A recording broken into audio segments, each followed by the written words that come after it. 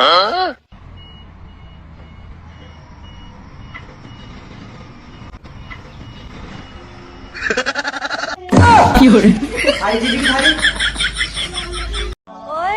हाँ, नंबर ही दे दे अपना।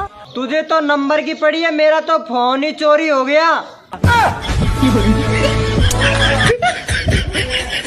भैया रोटी खा ले। अरे भैया रोटी खा ले। बहरे हो गए हो क्या? रोटी खा लो। ये भगवान क्या जुल्म है।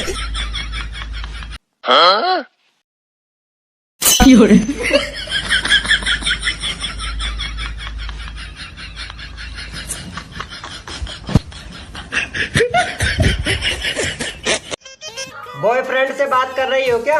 मेरा बॉयफ्रेंड ही नहीं है। चल झूठी, अरे सच में? मुझे यकीन ही नहीं है। बताओ कैसे यकीन कराऊं? मेरी गर्लफ्रेंड बन जाओ। सुनो जी, हाँ आप एक खाओगे या दो? यार, ऐसा पूछा कर कि पराठा खाओगे क्या रोटी? ऐसा कंफ्यूज हो जाता है।